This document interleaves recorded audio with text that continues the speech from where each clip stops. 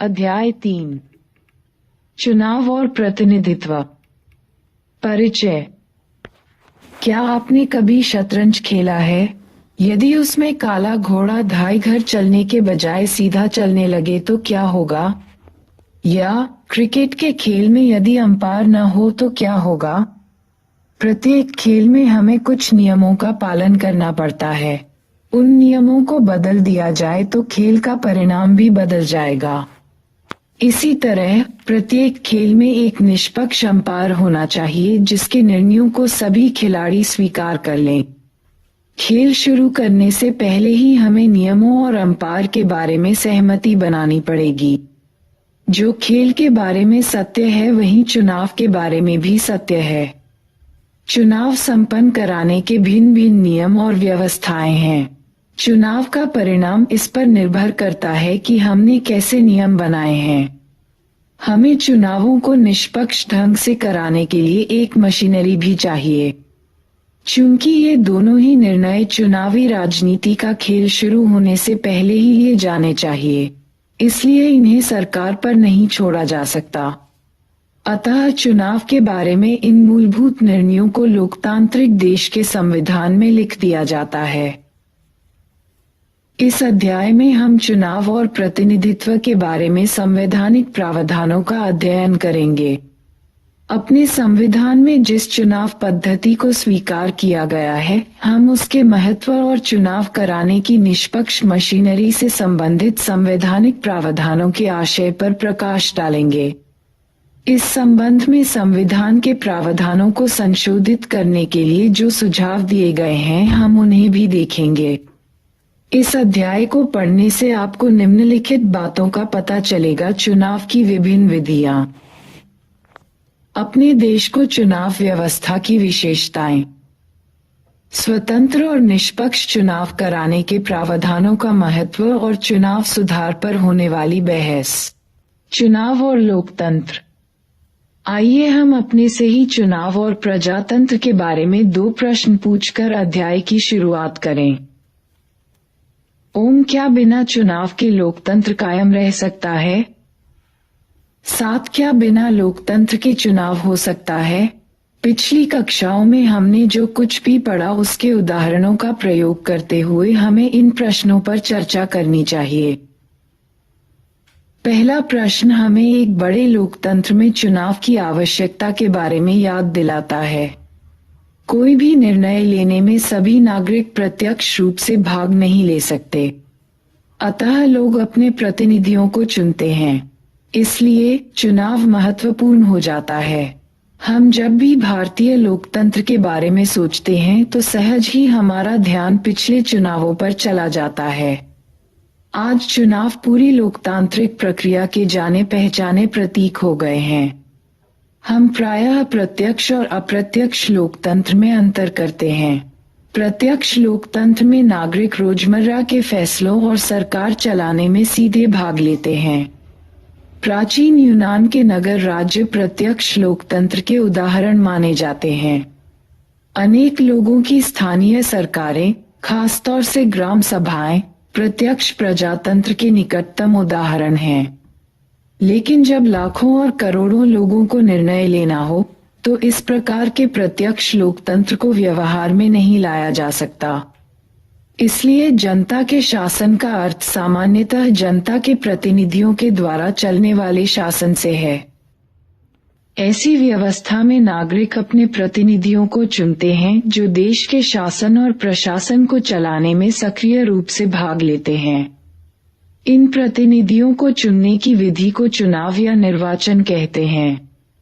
अतः महत्वपूर्ण निर्णय लेने और प्रशासन चलाने में नागरिकों की सीमित भूमिका है। वे इन नीतियों के निर्माण में बहुत सक्रिय रूप से सम्मिलित नहीं होते। नागरिक उसमें अप्रत्यक्ष रूप से अपने निर्वाचित प्रतिनिधियों के माध्यम से सम्मिलित होते हैं।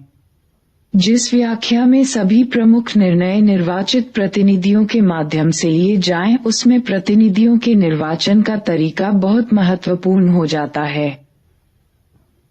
दूसरा प्रश्न हमें इस बात की याद दिलाता है कि सभी चुनाव लोकतांत्रिक नहीं होते। बहुत सारे गैर लोकतांत्रिक देशों में भी चुनाव होते हैं। वास्तव में गैर लोकतांत्रिक शासक स्वयं को लोकतांत्रिक साबित करने के लिए बहुत आतुर रहते हैं। इसके लिए वे चुनावों को ऐसे ढंग से कराते हैं कि उनके शासन को कोई खतरा न हो। क्या आप ऐसे कुछ गैर लोकतांत्रिक चुनावों के उदाहरण दे सकते हैं? आपकी राय में कौन सी बात एक लोकतांत्रिक चुनाव को एक गैर लोकतांत्रिक चुनाव से अलग करती है? किसी देश में चुनावों को लोकतांत्रिक ढंग से संपन्न कराना सुनिश्चित करने के लिए क्या करना चाहिए? इसी बिंदु पर संविधान की महत्वपूर्ण भूमिका है। एक लोकतांत्रिक देश का संविधान चुनावों के लिए कुछ मूलभूत नियम बनाता है और इस संबंध में विस्तृत नियम कानून बनाने का काम विधायिका पर छोड़ देता है। ये मूलभूत नियम सामान्यतः हमें बताते हैं कि ओम कौन मत देने के लिए योग्य है, ओम कौन चुनाव लड़ने के लिए योग्य है, ओम कौन चुनाव की देखरेख करेगा, 7 मतदाता अपना प्रतिनिधि कैसे चुनेंगे, ओम मतगणना कैसे होगी और प्रतिनिधियों का चुनाव कैसे होगा। अन्य लोकतांत्रिक संविधानों की भांति भारत का संविधान भी इन सभी प्रश्नों का उत्तर देता है। आप देख सकते हैं कि इसमें पहले 3 प्रश्नों का लक्ष्य एक स्वतंत्र और निष्पक्ष चुनाव है, जिसे लोकतांत्रिक चुनाव कहा जा सके। अंतिम 2 प्रश्नों का लक्ष्य न्यायपूर्ण प्रतिनिधित्व है। इस अध्याय में हम चुनाव के बारे में संवैधानिक प्रावधानों के इन 2 पहलुओं की चर्चा करेंगे। खुद करें, खुद सीखें। भारत तथा किसी अन्य देश के चुनावों के संबंध में अखबारों की खबरों को काटें। उन कतरनों को निम्न वर्गों में बांटें। क. प्रतिनिधित्व की व्यवस्था। ख. मतदाताओं की योग्यता। ग. चुनाव आयोग की भूमिका। यदि आपके पास इंटरनेट है तो आप भारत निर्वाचन आयोग की वेबसाइट https://ac.gov.in और S project electoral knowledge network की वेबसाइट http://aceproject.org पर जाएं और इन विषयों पर 4 देशों के बारे में सूचनाएं एकत्र करें। भारत में चुनाव व्यवस्था। ऊपर आपने चुनावों की विभिन्न विधियों या व्यवस्थाओं पर गौर किया होगा। आपको आश्चर्य भी हुआ होगा कि यह सब क्या है। आपने चुनावों के समय चुनाव प्रचार के लिए अपनाए जाने वाले विभिन्न तरीकों के बारे में पढ़ा होगा। लेकिन चुनाव के विभिन्न तरीके क्या हैं? चुनाव संचालन करने की एक व्यवस्था है। इसके लिए प्राधिकार, अथॉरिटीज और नियम भी हैं जो बताते हैं कि क्या करें और क्या न करें। क्या चुनाव व्यवस्था का यही अर्थ है? आपको आश्चर्य हो सकता है कि क्यों संविधान में यह लिखने की जरूरत पड़ी कि मतगणना कैसे होगी और प्रतिनिधि कैसे चुने जाएंगे। क्या यह स्वयं ही स्पष्ट नहीं? लोग जाते हैं और वोट देते हैं। जिस प्रत्याशी को अधिकतम वोट मिलते हैं वह चुना जाता है। पूरे विश्व में ऐसे ही चुनाव होता है। हमें इसके बारे में क्यों सोचना चाहिए? हमें इसलिए सोचना चाहिए क्योंकि यह प्रश्न उतना सरल नहीं जितना हमें लगता है। हम अपनी चुनाव व्यवस्था में ही इतना लीन हैं कि हमें लगता है कि कोई और तरीका हो ही नहीं सकता। लोकतांत्रिक चुनाव में जनता वोट देती है और उसकी इच्छा ही यह तय करती है कि कौन चुनाव जीतेगा। लेकिन लोगों के द्वारा अपनी रुचि को व्यक्त करने के अनेक तरीके हो सकते हैं और उनकी पसंद की गणना करने की भी बहुत सारी विधियां हो सकती हैं। खेल के इन अलग अलग नियमों से इस बात का फैसला बदल सकता है कि जीत किसकी होगी। कुछ नियम ऐसे हैं जिनमें बड़े दलों लाभ पहुंचता है। कुछ नियमों से छोटे खिलाड़ियों, दलों को मदद मिलती है। कुछ नियम बहुसंख्यक समुदाय के हित में जाते हैं तो अन्य अल्पसंख्यकों को संरक्षण देते हैं। आइए हम एक नाटकीय उदाहरण से समझें कि ऐसा कैसे होता है। जो सबसे आगे वही जीते। इस अखबार की कतरन को देखिए। यह भारतीय लोकतंत्र के एक ऐतिहासिक क्षण के बारे में है।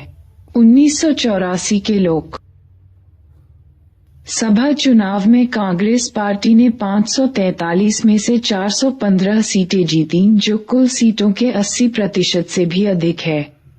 लोकसभा चुनावों में किसी दल को ऐसी सफलता कभी नहीं मिली। इस चुनाव से क्या पता चलता है? कांग्रेस पार्टी को 3/4 सीटें मिली। क्या इसका यह अर्थ है कि प्रत्येक 5 भारतीय नागरिकों में से 4 ने कांग्रेस को वोट दिया? वास्तव में नहीं। नीचे दी गई तालिका को देखें। कांग्रेस पार्टी को 48% वोट मिले। इसका अर्थ यह हुआ कि कुल मिलाकर जितने लोगों ने मतदान किया उसमें केवल 48% लोगों ने कांग्रेस को वोट दिया, लेकिन पार्टी को 80% से भी अधिक सीटें मिलीं। अन्य दलों के प्रदर्शन को देखें। भाजपा को 7.4% वोट मिले, लेकिन 1% से कम सीटें मिली।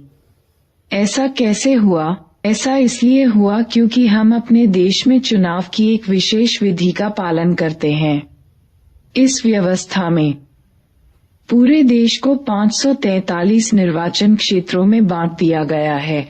प्रत्येक निर्वाचन क्षेत्र से एक प्रतिनिधि चुना जाता है और उस निर्वाचन क्षेत्र में जिस प्रत्याशी को सबसे अधिक वोट मिलते हैं उसे निर्वाचित घोषित कर दिया जाता है।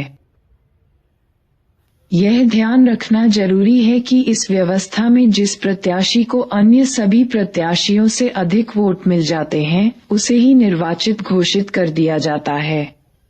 विजयी प्रत्याशी के लिए यह जरूरी नहीं कि उसे कुल मतों का बहुमत मिले। इस विधि को, जो सबसे आगे वही जीते प्रणाली, first past the post system कहते हैं। चुनावी दौड़ में जो प्रत्याशी अन्य प्रत्याशियों के मुकाबले सबसे आगे निकल जाता है वही विजयी होता है। इसे बहुलवादी व्यवस्था भी कहते हैं। संविधान इसी विधि को स्वीकार करता है। आइए अपने उदाहरण की ओर लौटा। कांग्रेस पार्टी को प्राप्त मतों के अनुपात से ज्यादा सीटें इसलिए मिलीं क्योंकि अनेक निर्वाचन क्षेत्रों में जहां उसके प्रत्याशी जीते उन्हें 50% से कम वोट मिले। यदि चुनाव मैदान में कई प्रत्याशी हों तो जीतने वाले प्रत्याशी को प्रायः 50% से कम वोट मिलते हैं। सभी हारने वाले प्रत्याशियों के वोट बेकार चले जाते हैं, क्योंकि इन वोटों के आधार पर उन प्रत्याशियों या दलों को कोई सीट नहीं मिलती। मान लीजिए कि किसी पार्टी को प्रत्येक निर्वाचन क्षेत्र में 25% वोट मिलते हैं, लेकिन अन्य प्रत्याशियों को उससे भी कम वोट मिलते हैं। उस स्थिति में केवल 25% या उससे भी कम वोट पाकर कोई दल सभी सीटें जीत सकता है। समानुपातिक प्रतिनिधित्व। आइए इसकी तुलना इजराइल में होने वाले चुनावों से करें, जहां एक बिल्कुल भिन्न चुनाव व्यवस्था का पालन किया जाता है। इजराइल में मतगणना के बाद प्रत्येक पार्टी को संसद में उसी अनुपात में सीटें दे दी जाती हैं जिस अनुपात में उन्हें वोटों में हिस्सा मिलता है। आगे बॉक्स देखें। प्रत्येक पार्टी चुनावों से पहले अपने प्रत्याशियों की एक प्राथमिकता सूची जारी कर देती है और अपने उतने ही प्रत्याशियों को उस प्राथमिकता सूची से चुन लेती है जितनी सीटों का कोटा उसे दिया जाता है। चुनावों की इस व्यवस्था को समानुपातिक प्रतिनिधित्व प्रणाली कहते हैं। इस प्रणाली में किसी पार्टी को उतनी ही प्रतिशत सीटें मिलती हैं जितने प्रतिशत उसे वोट मिलते हैं। समानुपातिक प्रतिनिधित्व के 2 प्रकार होते हैं। कुछ देशों जैसे इजराइल या नीदरलैंड में पूरे देश को एक निर्वाचन क्षेत्र माना जाता है और प्रत्येक पार्टी को राष्ट्रीय चुनावों में प्राप्त वोटों के अनुपात में सीटें दे दी जाती हैं। दूसरा तरीका अर्जेंटीना व पुर्तगाल में देखने को मिलता है, जहां पूरे देश को बहुसदस्यीय निर्वाचन क्षेत्रों में बांट दिया जाता है। प्रत्येक पार्टी प्रत्येक निर्वाचन क्षेत्र के लिए अपने प्रत्याशियों की एक सूची जारी करती है जिसमें उतने ही नाम होते हैं जितने प्रत्याशियों को उस निर्वाचन क्षेत्र से चुना जाना होता है। इन दोनों ही रूपों में मतदाता राजनीतिक दलों को वोट देते हैं, न कि उनके प्रत्याशियों को। एक पार्टी को किसी निर्वाचन क्षेत्र में जितने मत प्राप्त होते हैं, उसी आधार पर उसे उस निर्वाचन क्षेत्र में सीटें दे दी जाती हैं। अतः किसी निर्वाचन क्षेत्र के प्रतिनिधि वास्तव में राजनीतिक दलों के प्रतिनिधि होते हैं। भारत में हमने समानुपातिक प्रतिनिधित्व प्रणाली को केवल अप्रत्यक्ष चुनावों के लिए ही सीमित रूप में अपनाया है। हमारा संविधान राष्ट्रपति, उपराष्ट्रपति, राज्यसभा और विधान परिषदों के चुनावों के लिए समानुपातिक प्रतिनिधित्व प्रणाली का एक तीसरा और जटिल स्वरूप प्रस्तावित करता है। इजराइल में समानुपातिक प्रतिनिधित्व। इजराइल में चुनावों के लिए समानुपातिक प्रतिनिधित्व प्रणाली अपनाई गई है। वहां विधायिका, नेसेट के चुनाव प्रत्येक 4 वर्ष पर होते हैं। प्रत्येक पार्टी अपने प्रत्याशियों की एक सूची जारी करती है, लेकिन मतदाता प्रत्याशियों को नहीं वरन पार्टियों को वोट देते हैं। प्रत्येक पार्टी को प्राप्त वोटों के अनुपात में ही विधायिका में सीटें मिलती हैं। इससे सीमित जनाधार वाली छोटी पार्टियों को भी विधायिका में कुछ प्रतिनिधित्व मिल जाता है। शर्त यह है कि विधायिका में सीट पाने के लिए न्यूनतम 3.25% वोट मिलने चाहिए। इससे प्रायः बहुदलीय गठबंधन सरकारें बनती हैं। निम्नलिखित सारणी में 2015 के नेसेट के चुनाव परिणाम दिए गए हैं। इसके आधार पर आप यह पता लगा सकते हैं कि विभिन्न पार्टियों को कितने प्रतिशत सीट मिली। सर्वाधिक वोट पाने वाले को जीत और समानुपातिक प्रतिनिधित्व चुनाव व्यवस्था की तुलना। सर्वाधिक वोट पाने वाले की जीत। पूरे देश को छोटी छोटी भौगोलिक इकाइयों में बांट देते हैं, जिसे निर्वाचन क्षेत्र या जिला कहते हैं। हर निर्वाचन क्षेत्र से केवल एक प्रतिनिधि चुना जाता है। मतदाता प्रत्याशी को वोट देता है।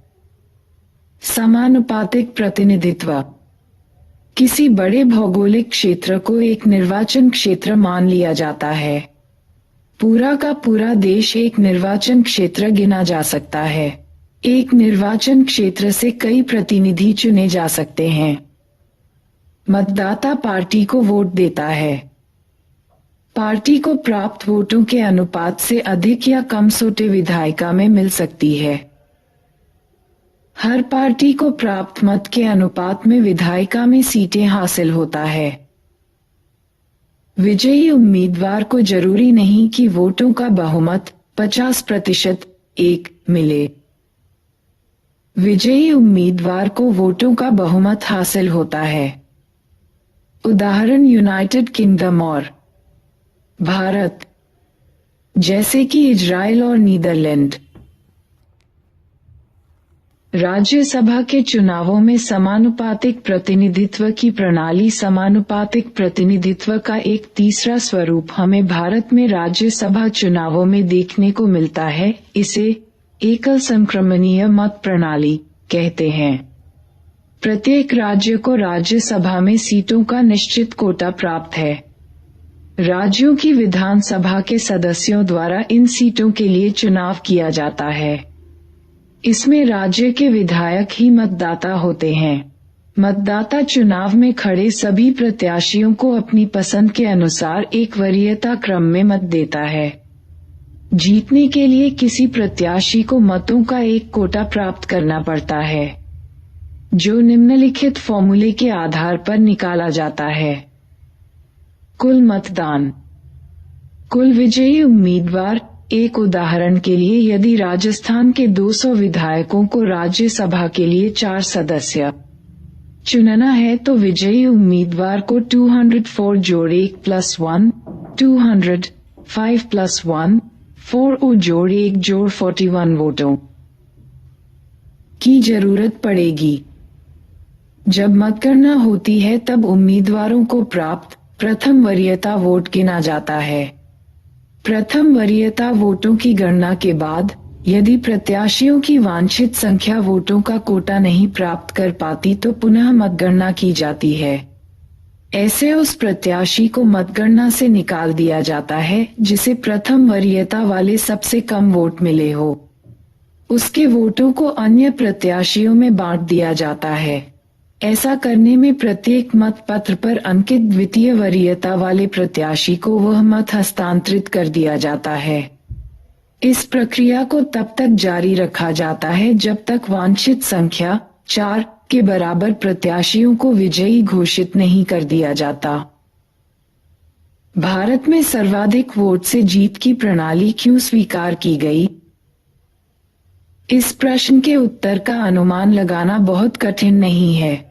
यदि आपने ऊपर बॉक्स में राज्यसभा के चुनाव प्रक्रिया के बारे में पढ़ा होगा, तो आपकी समझ में आ गया होगा कि यह प्रक्रिया काफी जटिल है, जो किसी छोटे देश में तो लागू हो सकती है, पर उपमहाद्वीप जैसे विशाल देश भारत में नहीं।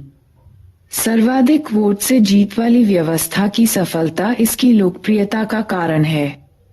उन सामान्य मतदाताओं के लिए जिन्हें राजनीति और चुनाव का विशेष ज्ञान नहीं है, इस पूरी चुनाव व्यवस्था को समझना अत्यंत सरल है। इसके अतिरिक्त चुनाव के समय मतदाताओं के पास स्पष्ट विकल्प होते हैं। मतदाताओं को वोट करते समय किसी प्रत्याशी या दल को केवल स्वीकृति प्रदान करना होता है। राजनीति की वास्तविकता को ध्यान में रखकर मतदाता किसी प्रत्याशी को भी वरीयता दे सकता है और किसी दल को भी वह चाहे तो इन दोनों में मतदान के समय संतुलन बनाने की कोशिश भी कर सकता है। यह प्रणाली मतदाताओं को केवल दलों में ही नहीं वरन उम्मीदवारों में भी चयन का स्पष्ट विकल्प देती है। अन्य चुनावी व्यवस्थाओं में खासतौर से समानुपातिक प्रतिनिधित्व प्रणाली में मतदाताओं को किसी एक दल को चुनने का विकल्प दिया जाता है, लेकिन प्रत्याशियों का चयन पार्टी द्वारा जारी की गई सूची के अनुसार होता है। इस प्रकार किसी क्षेत्र विशेष का प्रतिनिधित्व करने वाला और उसके प्रति उत्तरदायी कोई एक प्रतिनिधि नहीं होता, लेकिन सर्वाधिक वोट से जीत वाली व्यवस्था पर आधारित निर्वाचन क्षेत्रों में मतदाता जानते हैं कि उनका प्रतिनिधि कौन है और उसे उत्तरदायी ठहरा सकते हैं। लेकिन सबसे महत्वपूर्ण बात यह है कि संविधान निर्माता समझते थे कि समानुपातिक प्रतिनिधित्व प्रणाली पर आधारित चुनाव संसदीय प्रणाली में सरकार के स्थायित्व के लिए उपयुक्त नहीं होंगे। अगले अध्याय में हम संसदीय प्रणाली की प्रकृति के बारे में पढ़ेंगे। इस व्यवस्था की मांग है कि कार्यपालिका को विधायिका में बहुमत प्राप्त हो। आप देखेंगे कि समानुपातिक प्रतिनिधित्व प्रणाली से स्पष्ट बहुमत मिलने में कठिनाई होगी, क्योंकि मतों के प्रतिशत के अनुपात में विधायिका में सीटें बढ़ जाएंगी। सर्वाधिक मत से जीत वाली प्रणाली में अमूमन बड़े दलों या गठबंधनों को बोनस के रूप में कुछ अतिरिक्त सीटें मिल जाती हैं। ये सीटें उन्हें प्राप्त मतों के अनुपात से अधिक होती हैं। अतः यह प्रणाली एक स्थायी सरकार बनाने का मार्ग प्रशस्त कर संसदीय सरकार को सुचारू और प्रभावी ढंग से काम करने का अवसर देती है। अंत में सर्वाधिक मत से जीत वाली प्रणाली एक निर्वाचन क्षेत्र में विभिन्न सामाजिक वर्गों को एकजुट होकर चुनाव जीतने में मदद करती है। भारत जैसे विविधताओं वाले देश में समानुपातिक प्रतिनिधित्व प्रणाली प्रत्येक समुदाय को अपनी एक राष्ट्रव्यापी पार्टी बनाने को प्रेरित करेगी। संभवतः यह बात भी हमारे संविधान बनाने वालों के दिमाग में रही होगी। संविधान का अब तक का कामकाज संविधान निर्माताओं की अपेक्षाओं को प्रमाणित करता है। संविधान निर्माताओं की उम्मीदों को संविधान की कार्यप्रणाली से प्राप्त अनुभव प्रमाणित करता है। सर्वाधिक मत से जीत वाली प्रणाली आम मतदाता के लिए सरल और सुपरिचित सिद्ध हुई है। इसने केंद्र और राज्यों में बड़े दलों को स्पष्ट बहुमत प्राप्त करने में मदद की है। इस प्रणाली ने उन दलों को भी हतोत्साहित किया है जो किसी एक जाति या समुदाय से ही अपने सभी वोट प्राप्त करते हैं। सामान्यतः सर्वाधिक मत से जीत वाली प्रणाली से द्विदलीय व्यवस्था उभरती है। इसका मतलब है कि सत्ता के लिए दो प्रमुख प्रतियोगी हैं और यही दोनों बारी बारी से सत्ता प्राप्त करते हैं। नए दलों या किसी तीसरी पार्टी को इस प्रतियोगिता में सम्मिलित होने और सत्ता प्राप्त करने में कठिनाई होती है। इस संदर्भ में भारत में इस प्रणाली का अनुभव कुछ अलग है। स्वतंत्रता के बाद यद्यपि हमने सर्वाधिक मत से जीत वाली प्रणाली अपनाई, फिर भी एक दल का वर्चस्व उभर कर सामने आया। इसके साथ साथ अनेक छोटे दल भी अस्तित्व में रहे। 1989 के बाद भारत में बहुदलीय गठबंधनों की कार्यप्रणाली को देखा जा सकता है। इसी के साथ अनेक राज्यों में धीरे धीरे द्विदलीय प्रतियोगिता उभर रही है। लेकिन भारतीय दलीय प्रणाली की प्रमुख विशेषता यह है कि गठबंधन सरकारों के आने से नए और छोटे दलों को सर्वाधिक मत से जीत वाली प्रणाली के बावजूद चुनावी प्रतियोगिता में प्रवेश करने का मौका मिला है। निर्वाचन क्षेत्रों का आरक्षण। हमने पहले पढ़ा कि सर्वाधिक मत से जीत वाली प्रणाली में किसी निर्वाचन क्षेत्र में जिस किसी उम्मीदवार को सबसे अधिक वोट मिल जाता है उसे ही चुना हुआ घोषित कर दिया जाता है। इससे छोटे छोटे सामाजिक समूहों का अहित हो जाता है। यह भारतीय सामाजिक परिवेश में और अधिक महत्वपूर्ण है। हमारे यहाँ जाति आधारित भेदभाव का इतिहास रहा है। ऐसी सामाजिक व्यवस्था में सर्वाधिक मत से जीत वाली प्रणाली का परिणाम यह होगा कि दबंग सामाजिक समूह और जातियां हर जगह जीत जाएंगी और दलित उत्पीड़ित सामाजिक समूहों को कोई प्रतिनिधित्व प्राप्त नहीं हो पाएगा। हमारे संविधान निर्माता इस कठिनाई से वाकिफ थे और ऐसे दलित उत्पीड़ित सामाजिक समूहों के लिए उचित और न्यायपूर्ण प्रतिनिधित्व सुनिश्चित करने की आवश्यकता समझते थे। पृथक निर्वाचन मंडल की व्यवस्था भारत के लिए अभिशाप रही है। इसने देश की अपूरणीय क्षति की है। पृथक निर्वाचन मंडल ने हमारी प्रगति को रोक दिया है। हम मुसलमान राष्ट्र में मिल जाना चाहते हैं। खुदा के वास्ते मुस्लिम समुदाय के लिए किसी प्रकार के आरक्षण पर विचार न करें। तजमुल हुसैन। संविधान सभा के वाद विवाद, खंड 8, पृष्ठ 333, 26 मई 1949। स्वतंत्रता के पूर्व भी इस विषय पर बहस हुई थी और ब्रिटिश सरकार ने पृथक निर्वाचन मंडल की शुरुआत की थी। इसका अर्थ यह था कि किसी समुदाय के प्रतिनिधि के चुनाव में केवल उसी समुदाय के लोग वोट डाल सकेंगे। संविधान सभा के अनेक सदस्यों को इस पर शंका थी। उनका विचार था कि यह व्यवस्था हमारे उद्देश्यों को पूरा नहीं करेगी। इसलिए आरक्षित निर्वाचन क्षेत्रों की व्यवस्था को अपनाया गया।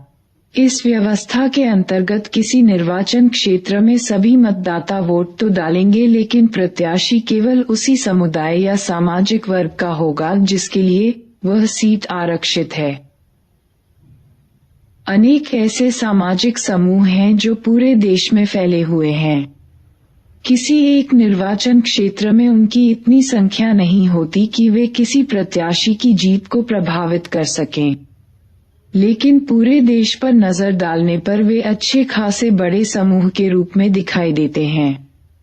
उन्हें समुचित प्रतिनिधित्व देने के लिए आरक्षण की व्यवस्था जरूरी हो जाती है। संविधान अनुसूचित जातियों और अनुसूचित जनजातियों के लिए लोकसभा और राज्य की विधान सभाओं में आरक्षण की व्यवस्था करता है। प्रारंभ में यह व्यवस्था 10 वर्ष के लिए की गई थी, पर अनेक संवैधानिक संशोधनों द्वारा इसे बढ़ाकर 2020 तक कर दिया गया है। आरक्षण की अवधि खत्म होने पर संसद इसे और आगे बढ़ाने का निर्णय ले सकती है। इन दोनों समूहों की आरक्षित सीटों का वही अनुपात है जो भारत की जनसंख्या में इनका अनुपात है। लोकसभा की 543 निर्वाचित सीटों में 84 अनुसूचित जाति और 47 अनुसूचित जनजाति 26 जनवरी 2019 की स्थिति के लिए आरक्षित हैं। लेकिन मैं भारत के आदिवासियों की ओर से कुछ कहना चाहता हूँ। ब्रिटिश सरकार, प्रमुख राजनीतिक दलों और हर प्रबुद्ध भारतीय नागरिक को धन्यवाद कि उनके ही कारण हमें अब तक ऐसे अलग थलग करके रखा गया था, जैसे किसी को चिड़ियाघर में रखा जाता है।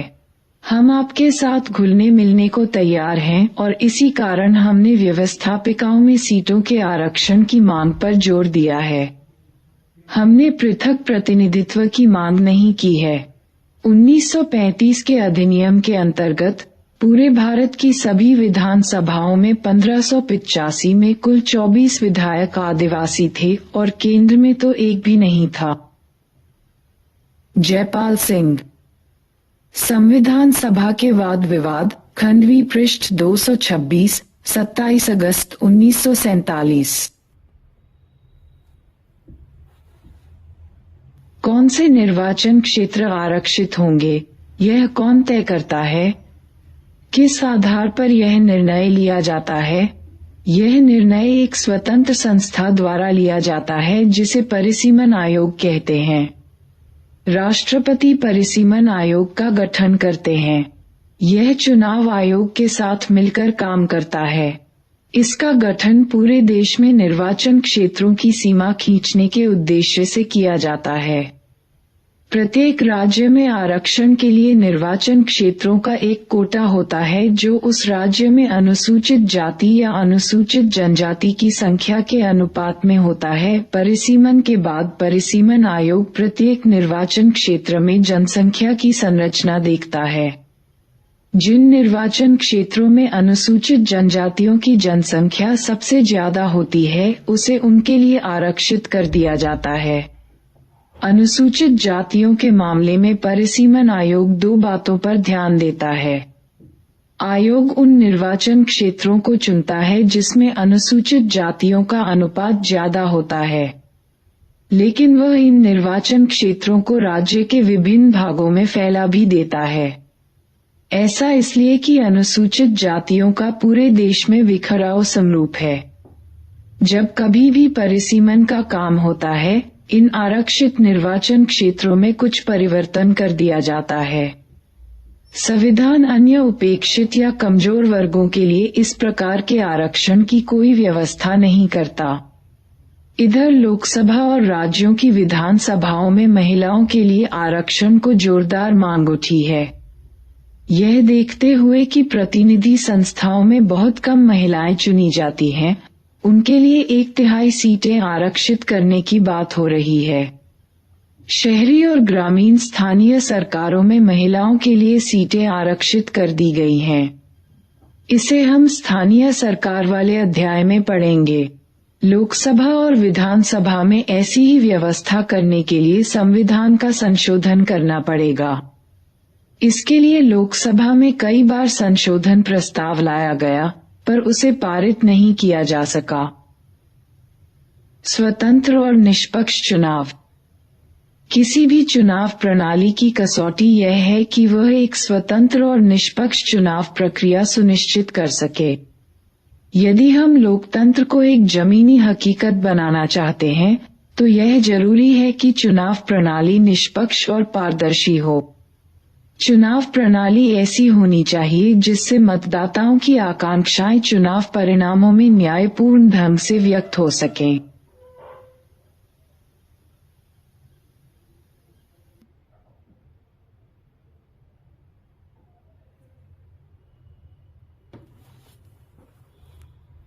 कहां पहुंचे, क्या समझे? भारत की आबादी में मुसलमान 14.2% हैं, लेकिन लोकसभा में मुसलमान सांसदों की संख्या सामान्यतः 6% से थोड़ा कम रही है, जो जनसंख्या में उनके अनुपात के आधे से भी कम है। यही स्थिति अधिकतर राज्य विधानसभाओं में भी है। 3 छात्रों ने इन तथ्यों से 3 अलग अलग निष्कर्ष निकाले। आप बताएं कि आप उनसे सहमत हैं या असहमत और क्यों? हिलाल, यह सर्वाधिक मत से जीत वाली प्रणाली के अन्याय होने को दिखाता है। हमें समानुपातिक प्रतिनिधित्व प्रणाली अपनानी चाहिए थी। आरिफ, यह अनुसूचित जातियों और जनजातियों को आरक्षण देने के सवा औचित्य को बताता है। आवश्यकता इस बात की है कि मुसलमानों को भी उसी तरह का आरक्षण दिया जाए जैसा अनुसूचित जातियों और जनजातियों को दिया गया। सभी मुसलमानों को एक जैसा मानकर बात करने का कोई मतलब नहीं है। मुसलमान महिलाओं को इसमें कुछ भी नहीं मिलेगा। हमें मुसलमान महिलाओं के लिए अलग आरक्षण चाहिए। सार्वभौमिक वयस्क मताधिकार और चुनाव लड़ने का अधिकार। चुनाव का तरीका निर्धारित करने के अतिरिक्त संविधान चुनावों के बारे में 2 अन्य मूल प्रश्नों के उत्तर देता है। मतदाता कौन है और कौन चुनाव लड़ सकता है? इन दोनों बिंदुओं पर हमारा संविधान पूर्ण रूप से स्थापित लोकतांत्रिक परंपराओं का पालन करता है। आप जानते हैं कि लोकतांत्रिक चुनावों में देश के सभी वयस्क नागरिकों को चुनाव में वोट देने का अधिकार होना जरूरी है। इसी को सार्वभौमिक वयस्क मताधिकार के नाम से जानते हैं। अनेक देशों में नागरिकों को इस अधिकार को प्राप्त करने के लिए अपने शासकों से बहुत लंबी लड़ाई लड़नी पड़ी। बहुत से देशों में तो महिलाओं को यह अधिकार काफी देर से और बड़े संघर्ष के बाद मिला। भारतीय संविधान निर्माताओं ने एक महत्वपूर्ण निर्णय के द्वारा प्रत्येक वयस्क भारतीय नागरिक को वोट देने का अधिकार प्रदान किया।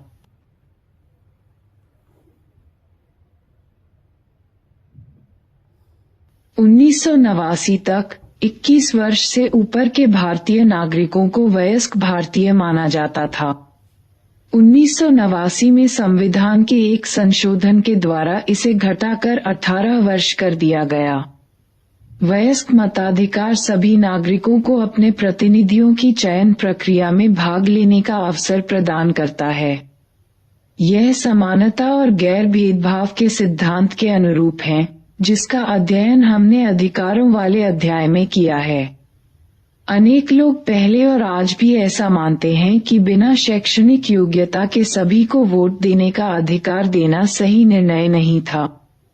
लेकिन हमारे संविधान निर्माताओं को सभी नागरिकों की योग्यता और महत्व में समान रूप से विश्वास था कि वे समाज, देश और अपने निर्वाचन क्षेत्र के हित में निर्णय ले सकते हैं। Adult vote. जो वोट देने के अधिकार के बारे में सच है, वही चुनाव लड़ने के अधिकार के बारे में भी सच है। सभी नागरिकों को चुनाव में खड़े होने और जनता का प्रतिनिधि होने का अधिकार है। लेकिन विभिन्न पदों पर चुनाव लड़ने की न्यूनतम आयु अर्हता भिन्न भिन्न होती है। उदाहरण के लिए लोकसभा या विधानसभा चुनाव में खड़े होने के लिए उम्मीदवार को कम से कम 25 वर्ष का होना चाहिए। कुछ और भी प्रतिबंध हैं। जैसे एक कानूनी प्रतिबंध यह है कि यदि किसी व्यक्ति को किसी अपराध के लिए 2 या 2 से अधिक वर्षों के लिए जेल हुई हो, तो वह चुनाव लड़ने के योग्य नहीं है। लेकिन चुनाव लड़ने के लिए आय, शिक्षा, वर्ग या लिंग के आधार पर कोई प्रतिबंध नहीं है। इस रूप में हमारी चुनाव व्यवस्था सभी नागरिकों के लिए खुली हुई है। स्वतंत्र निर्वाचन आयोग भारत में चुनाव प्रक्रिया को स्वतंत्र और निष्पक्ष बनाने के लिए कई प्रयास किए गए हैं। एक स्वतंत्र निर्वाचन आयोग की स्थापना इनमें सबसे महत्वपूर्ण कदम है, जो चुनावों के संचालन और देखरेख के लिए बनाया गया है। क्या आप जानते हैं कि अनेक देशों में चुनाव कराने के लिए किसी स्वतंत्र मशीनरी का अभाव है?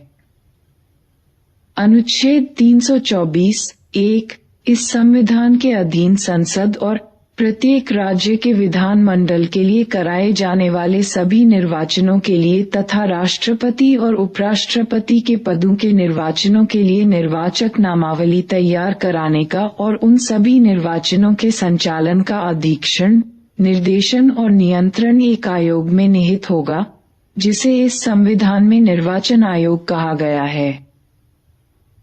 भारतीय संविधान का अनुच्छेद 324 निर्वाचनों के लिए मतदाता सूची तैयार कराने और चुनाव के संचालन का अधीक्षण, निर्देशन और नियंत्रण का अधिकार एक स्वतंत्र निर्वाचन आयोग को देता है। संविधान के ये शब्द बहुत ही महत्वपूर्ण हैं। क्योंकि ये निर्वाचन आयोग को चुनावों से संबंधित हर बात पर अंतिम निर्णय करने की भूमिका सौंपते हैं। सर्वोच्च न्यायालय ने भी संविधान की इस व्याख्या से सहमति व्यक्त की है। भारत के निर्वाचन आयोग की सहायता करने के लिए प्रत्येक राज्य में एक मुख्य निर्वाचन अधिकारी होता है। निर्वाचन आयोग स्थानीय निकायों के चुनाव के लिए जिम्मेदार नहीं होता। जैसा कि हम स्थानीय सरकारों वाले अध्याय में पढ़ेंगे, इसके लिए राज्यों में राज्य निर्वाचन आयुक्त होते हैं, जो निर्वाचन आयोग से अलग कार्य करते हैं और इनमें से प्रत्येक का काम करने का अपना अलग दायरा है। भारत का निर्वाचन आयोग एक सदस्यीय या बहुसदस्यीय भी हो सकता है। 1989 तक निर्वाचन आयोग एक सदस्यीय था।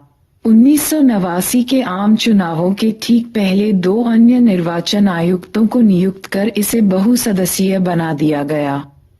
चुनावों के बाद उसे फिर एक सदस्यीय बना दिया गया। 1993 में पुनः 2 निर्वाचन आयुक्तों की नियुक्ति हुई और निर्वाचन आयोग बहुसदस्यीय हो गया। तब से यह बहुसदस्यीय बना हुआ है। शुरू में बहुसदस्यीय निर्वाचन आयोग को लेकर तरह तरह की शंकाएं थीं। मुख्य निर्वाचन आयुक्त और अन्य आयुक्तों के बीच इस बात पर घोर मतभेद था कि किसको कितनी शक्ति प्राप्त है। इसका समाधान सर्वोच्च न्यायालय को करना पड़ा। अब इस बात पर सामान्य सहमति है कि बहुसदस्यीय निर्वाचन आयोग ज्यादा उपयुक्त है, क्योंकि इससे आयोग की शक्तियों में साझेदारी हो गई है और आयोग पहले से कहीं ज्यादा जवाबदेह बन गया है। मुख्य निर्वाचन आयुक्त निर्वाचन आयोग की अध्यक्षता करता है, लेकिन अन्य दोनों निर्वाचन आयुक्तों की तुलना में उसे ज्यादा शक्तियां प्राप्त नहीं हैं। एक सामूहिक संस्था के रूप में चुनाव संबंधी सभी निर्णय में मुख्य निर्वाचन आयुक्त और अन्य दोनों निर्वाचन आयुक्तों की शक्तियां समान हैं। उनकी नियुक्ति राष्ट्रपति द्वारा मंत्रिपरिषद के परामर्श पर की जाती है। ऐसे में संभव है कि सरकार के द्वारा किसी ऐसे हितैषी को नियुक्ति निर्वाचन आयोग में कर दी जाए जो चुनावों में सरकार का समर्थन करे। इस शंका के चलते अनेक लोगों ने इस प्रक्रिया को बदलने का सुझाव दिया है। उनका सुझाव है कि इसके लिए एक भिन्न प्रक्रिया का पालन किया जाना चाहिए, जिसमें मुख्य निर्वाचन आयुक्तों की नियुक्ति में विपक्ष के नेता और भारत के मुख्य न्यायाधीश से परामर्श करना जरूरी होना चाहिए। संविधान मुख्य निर्वाचन आयुक्त और निर्वाचन आयुक्तों के कार्यकाल की सुरक्षा देता है। उन्हें 6 वर्षों के लिए अथवा 65 वर्ष की आयु तक, जो पहले खत्म हो, के लिए नियुक्त किया जाता है। मुख्य निर्वाचन आयुक्त को कार्यकाल समाप्त होने के पूर्व राष्ट्रपति द्वारा हटाया जा सकता है, पर इसके लिए संसद के दोनों सदनों को विशेष बहुमत से। विशेष बहुमत। विशेष बहुमत का अर्थ है उपस्थित और मतदान करने वाले सदस्यों का 2/3 बहुमत और 7 सदन की कुल सदस्य संख्या का साधारण बहुमत। मान लीजिए कि आपको अपनी कक्षा में विशेष बहुमत से एक प्रस्ताव पास करना है। कल्पना करें कि आपकी कक्षा में 75 विद्यार्थी हैं, लेकिन मतदान के दिन केवल 51 विद्यार्थी उपस्थित हैं और उनमें केवल 50 ने ही मतदान में भाग लिया। इस परिस्थिति में आप कब कह सकेंगे कि प्रस्ताव विशेष बहुमत से पास हो गया है? इस पुस्तक के कम से कम 3 अध्यायों में आपको विशेष बहुमत का उल्लेख मिलेगा। एक तो कार्यपालिका से संबंधित अगले ही अध्याय में है, जहां राष्ट्रपति पर महाभियोग का उल्लेख किया गया है। अन्य उन 2 स्थानों को होंगे जहां पर विशेष बहुमत की चर्चा की गई है। पारित कर इस आशय का एक प्रतिवेदन राष्ट्रपति को भेजना होगा। ऐसा यह सुनिश्चित करने के लिए किया गया है कि कोई भी सरकार उस मुख्य निर्वाचन आयुक्त को न हटा सके जो चुनावों में उसकी तरफदारी करने से मना करे। निर्वाचन आयुक्तों को भारत का राष्ट्रपति हटा सकता है। भारत के निर्वाचन आयोग के पास काफी सारे काम हैं। साथ वह मतदाता सूचियों को नया करने के काम की देखरेख करता है। पूरा प्रयास करता है कि मतदाता सूचियों में गलतियां न हो, अर्थात पंजीकृत मतदाताओं के नाम न छूट जाएं और न ही उसमें ऐसे लोगों के नाम हों जो मतदान के अयोग्य हों या जीवित ही न हों। वह चुनाव का समय और चुनावों का पूरा कार्यक्रम तय करता है।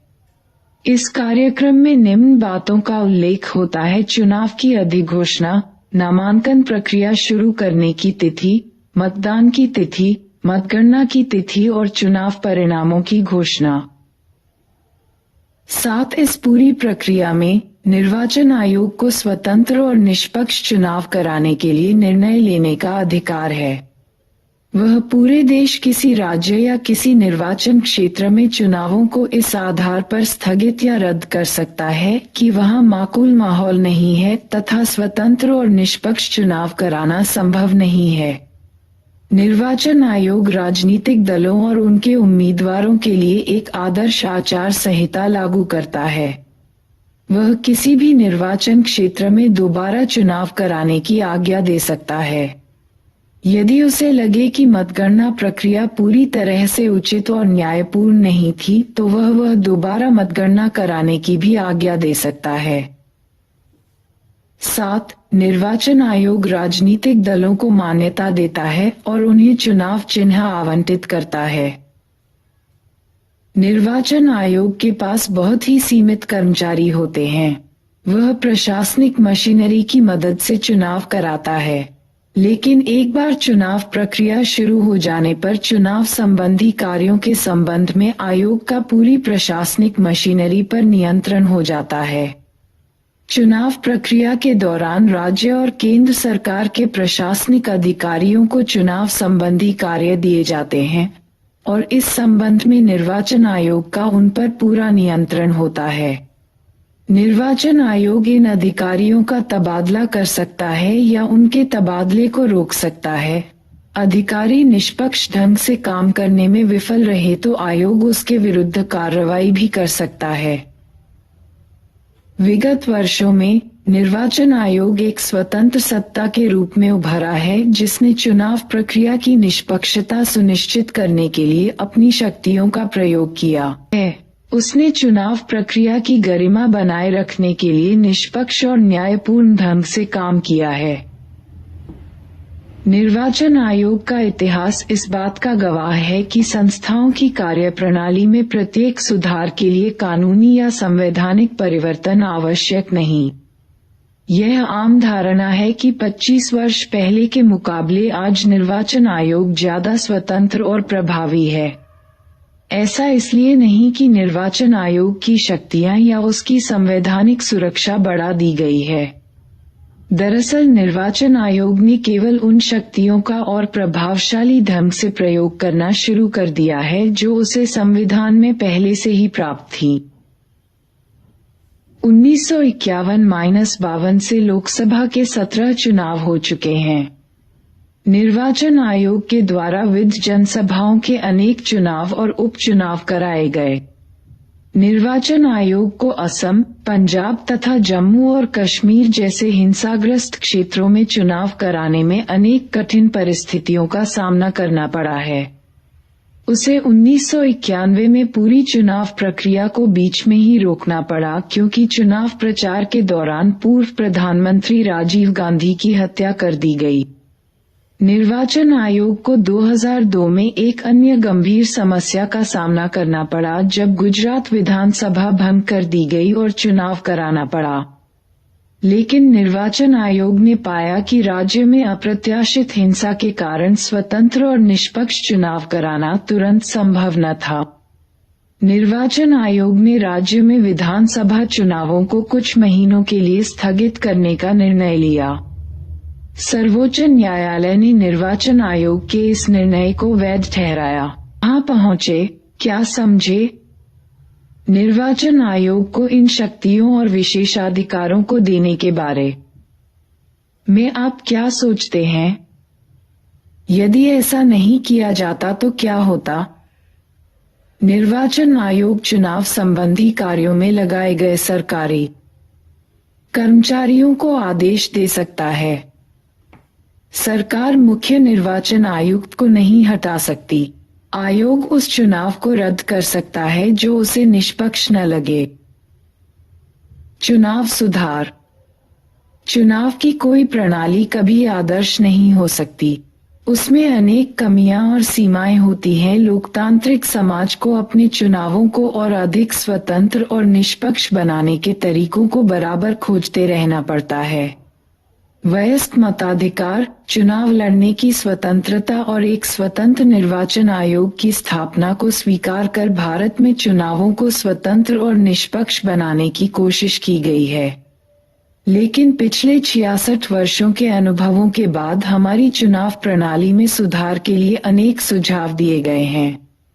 चुनाव सुधारों के सुझाव निर्वाचन आयोग, विभिन्न राजनीतिक दलों, स्वतंत्र समूहों और अनेक विद्वानों द्वारा दिए गए हैं। इनमें से कुछ सुझाव इस अध्याय में उल्लिखित संवैधानिक प्रावधानों को संशोधित करने के बारे में हैं। साथ हमारी चुनाव व्यवस्था को सर्वाधिक मत से जीत वाली प्रणाली के स्थान पर किसी प्रकार की समानुपातिक प्रतिनिधित्व प्रणाली लागू करना चाहिए। इससे राजनीतिक दलों को उसी अनुपात में सीटें मिलेंगी जिस अनुपात में उन्हें वोट मिलेंगे। संसद और विधानसभाओं में 1/3 सीटों पर महिलाओं को चुनने के लिए विशेष प्रावधान बनाए जाएं। चुनावी राजनीति में धन के प्रभाव को नियंत्रित करने के लिए और अधिक कठोर प्रावधान होने चाहिए। सरकार को एक विशेष निधि से चुनावी खर्चों का भुगतान करना चाहिए। जिस उम्मीदवार के विरुद्ध फौजदारी का मुकदमा हो उसे चुनाव लड़ने से रोक दिया जाना चाहिए, भले ही उसने इसके विरुद्ध न्यायालय में अपील कर रखी हो। चुनाव प्रचार में जाति और धर्म के आधार पर की जाने वाली किसी भी अपील को पूरी तरह से प्रतिबंधित कर देना चाहिए। राजनीतिक दलों की कार्यप्रणाली को नियंत्रित करने के लिए तथा उनकी कार्यविधि को और अधिक पारदर्शी तथा लोकतांत्रिक बनाने के लिए एक कानून होना चाहिए। ये कुछ सीमित सुझाव, इन सुझावों पर कोई आम राय नहीं है, लेकिन यदि उन पर आम राय बन भी जाए तो भी कानून और औपचारिक प्रावधान एक सीमा तक ही कारगर हो सकते हैं। वास्तव में स्वतंत्र और निष्पक्ष चुनाव तभी हो सकते हैं जब सभी उम्मीदवार, राजनीतिक दल और वे सभी लोग जो चुनाव प्रक्रिया में भाग लेते हैं लोकतांत्रिक प्रतिस्पर्धा की भावना का सम्मान करें। कानूनी सुधारों के अतिरिक्त 2 और तरीके हैं जिनसे यह सुनिश्चित किया जा सकता है कि चुनाव जनता की अपेक्षाओं और लोकतांत्रिक आकांक्षाओं को व्यक्त करें। पहला तो यह कि जनता को स्वयं ही और अधिक सतर्क रहना चाहिए तथा राजनीतिक कार्यों में और सक्रियता से भाग लेना चाहिए, लेकिन आम आदमी के लिए नियमित रूप से राजनीति में भाग लेने की अपनी सीमाएं हैं। इसलिए यह जरूरी है कि अनेक राजनीतिक संस्थाओं और राजनीतिक संगठनों का विकास किया जाए जो स्वतंत्र और निष्पक्ष चुनाव सुनिश्चित कराने के लिए पहरेदारी करें। निष्कर्ष: जिन देशों में प्रतिनिधित्व वाला लोकतंत्र है वहां चुनाव और चुनाव का प्रतिनिधित्व वाला स्वरूप लोकतंत्र को प्रभावों और विश्वसनीय बनाने में निर्णायक भूमिका निभाता है। भारत में चुनाव व्यवस्था की सफलता अनेक आधारों पर मापी जा सकती है। एक हमारी चुनाव व्यवस्था ने मतदाताओं को न केवल अपने प्रतिनिधियों को चुनने की स्वतंत्रता दी है, बल्कि उन्हें केंद्र और राज्यों में शांतिपूर्ण ढंग से सरकारों को बदलने का अवसर भी दिया है। 2. मतदाताओं ने चुनाव प्रक्रिया में लगातार रुचि ली है और उसमें नाग लिया है। चुनावों में भाग लेने वाले उम्मीदवारों और दलों की संख्या लगातार बढ़ रही है। 3. चुनाव व्यवस्था में सभी को स्थान मिला है और यह सभी को साथ लेकर चली है। हमारे प्रतिनिधियों को सामाजिक पृष्ठभूमि भी धीरे धीरे बदली है। अब हमारे प्रतिनिधि विभिन्न सामाजिक वर्गों से आते हैं, यद्यपि इनमें अभी महिलाओं की संख्या में संतोषजनक वृद्धि नहीं हुई है। 4 देश के अधिकतर भागों में चुनाव परिणाम चुनावी अनियमितताओं और धांधली से प्रभावित नहीं होते, यद्यपि चुनाव में धांधली करने के अनेक प्रयास किए जाते हैं। आपने चुनावों में हिंसा, मतदाता सूचियों से वोटरों के नाम गायब होने की शिकायतें, डराने धमकाए जाने आदि की शिकायतें अक्सर सुनी होंगी। फिर भी ऐसी घटनाओं से शायद ही कोई चुनाव परिणाम प्रत्यक्ष रूप से प्रभावित होता हो। अंतिम और सबसे महत्वपूर्ण बात यह है कि चुनाव हमारे लोकतांत्रिक जीवन के अभिन्न अंग हो गए हैं। कोई इस बात की कल्पना भी नहीं कर सकता कि कभी कोई सरकार चुनावों में जनादेश का उल्लंघन भी करेगी। इसी तरह कोई यह भी कल्पना नहीं कर सकता कि बिना चुनावों के कोई सरकार बन सकेगी। वास्तव में भारत में निश्चित अंतराल पर होने वाले नियमित चुनावों को एक महान लोकतांत्रिक प्रयोग के रूप में ख्याति मिली है। साथ इन सभी बातों से हमारी चुनाव व्यवस्था को देश विदेश में आदर से देखा जाता है। भारत में मतदाता के अंदर आत्मविश्वास बढ़ा है। मतदाताओं की निगाह में निर्वाचन आयोग का कद बढ़ा है। यह हमारे संविधान निर्माताओं के मूल निर्णयों को उचित ठहराता है। यदि चुनाव प्रक्रिया को कुछ और दोषरहित बनाया जा सके तो हम मतदाता और नागरिक के रूप में लोकतंत्र के इस महोत्सव का और अच्छी तरह आनंद उठा सकेंगे तथा इसे और अर्थपूर्ण बना सकेंगे।